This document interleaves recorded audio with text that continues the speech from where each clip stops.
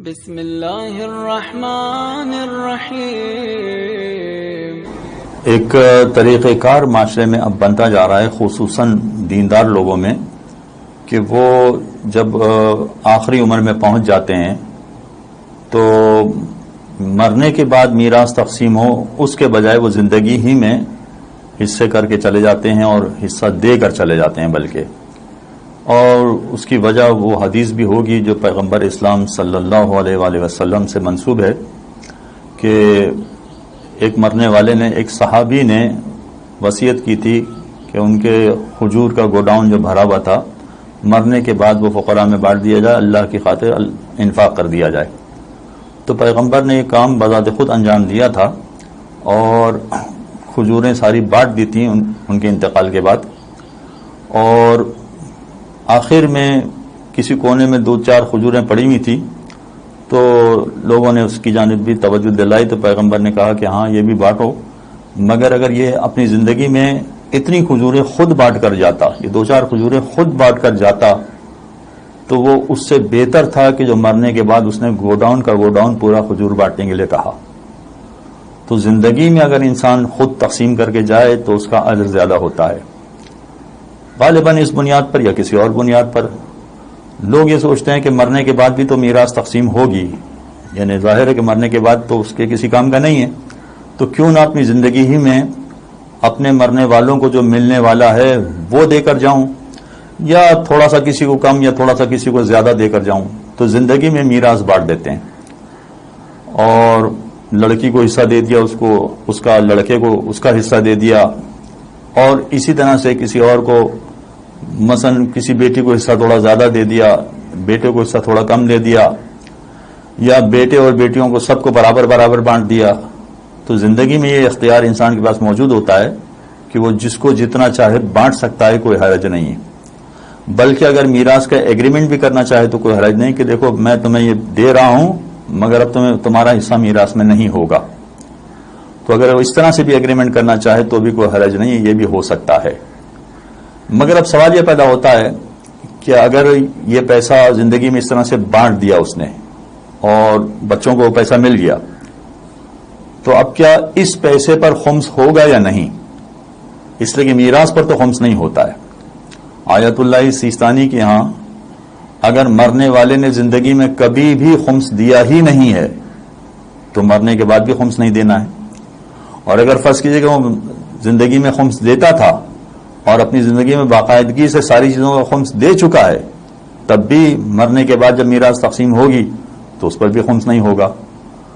تو زیادہ میراث کا پہلو ایسا ہے کہ جس میں خمس نہیں ہوتا ہے، میراث میں جو مال ملتا ہے اس میں خمس نہیں ہوتا ہے۔ لیکن اب جو مرنے والے نے مرنے سے پہلے اپنی زندگی میں بانٹ دیا اور یہ کہہ کے بانٹ دیا کہ یہ میراث ہے، اور لینے والوں نے بھی لے لیا اور یہ سمجھ کے لے لیا کہ یہ میراث ہے، تو سوال یہ پیدا ہوتا ہے کہ کیا اب اس پر خمس ہوگا کہ نہیں ہوگا؟ دیکھیے ذہن میں رکھیے کہ اگر کوئی شخص اپنی زندگی میں اپنا مال اور دولت تقسیم کر کے جاتا ہے، بانٹتا ہے، تو چاہے وہ اس کا نام میراث رکھے، چاہے وہ اس کا نام وصیت رکھے، چاہے وہ اس کا کوئی اور نام رکھے، لیکن یہ میراث بنے گی نہیں۔ زندگی میں کبھی میراث نہیں ہوتی ہے، میراث ہمیشہ مرنے کے بعد ہوتی ہے۔ لہذا زندگی میں جو کچھ وہ بانٹ کے جا رہا ہے اس کو میراث نہیں کہا جائے گا۔ اچھا میراث نہیں کہا جائے گا تو پھر کیا کہا جائے گا؟ اس لیے کہ باقاعدہ شریعت میں علیحدہ چیپٹرز بنائے گئے ہیں۔ ایک میراث کا چیپٹر ہے، ایک وصیت کا چیپٹر ہے، ایک مثلا ہبہ کا چیپٹر ہے۔ ہبہ کا مطلب یہ ہوا کہ جو گفٹ دیا جاتا ہے، جو تحفہ دیا جاتا ہے۔ تو یہ کس چیپٹر میں آئے گا؟ میراث میں تو نہیں آئے گا، اس لیے کہ زندہ آدمی جب موجود ہو تو وہ میراث نہیں بن سکتی ہے، مرنے کے بعد میراث بنتی ہے۔ تو یہ کس چیپٹر میں آئے گا؟ یہ آئے گا ہبہ کے چیپٹر میں، کہ اس نے اپنی زندگی میں اپنے بچوں کو گفٹ کر دیا سب کچھ۔ اب سمجھنا مسئلہ ذرا آسان ہو جائے گا کہ میراث پر تو خمس نہیں ہوتا ہے، مگر یہ میراث ہے نہیں، یہ میراث نہیں ہے، یہ گفٹ ہے۔ تو جو افراد شریعت کے تھوڑے سے مسائل جانتے ہیں ان کو معلوم ہوتا ہے کہ آیت اللہ سیستانی کے یہاں گفٹ پر، ہبہ پر خمس ہوتا ہے۔ لہذا اگر ماں یا باپ اپنی زندگی میں یہ بانٹ کے جا رہے ہیں تو جو کچھ مل رہا ہے یہ ہبہ ہے، اور ایسی صورت میں جو کچھ یہ لیں گے اگر یہ 1 سال تک ان کے پاس پڑا رہے گا تو ان کی خمس کی تاریخ پر جب ان کی خمس کی تاریخ آ جائے گی اس پر ان چیزوں کا ان کو خمس نکالنا پڑے گا. تو یہ فرق ذرا پیش نظر رکھنا ضروری ہے.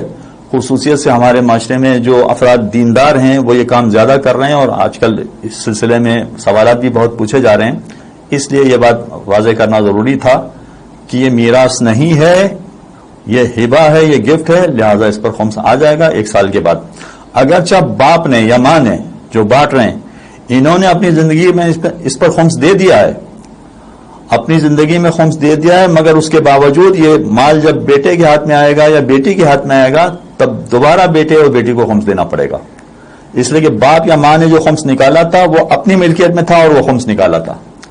اب ماں اور باپ کی ملکیت نہیں رہی، وہ بیٹے اور بیٹی کی ملکیت ہو گئی، لہذا مالک بدل گئے. تو مالک بدلنے کے بعد جب ان کے پاس وہ 1 سال تک یا ان کی خمس کی تاریخ تک پڑا رہے گا تو ان پر خمس الگ سے یا یوں کہہ لیں کہ دوبارہ ان کو خمس دینا پڑے گا. صلی اللہ علیہ محمد وآلہ الطاہرین. اسلامی ویڈیوز کے لیے ہماری YouTube چینل کو سبسکرائب کریں اور بیل آئیکن کے بٹن کو پریس کریں تاکہ آپ کو مزید اپڈیٹ موصول ہوتی رہیں.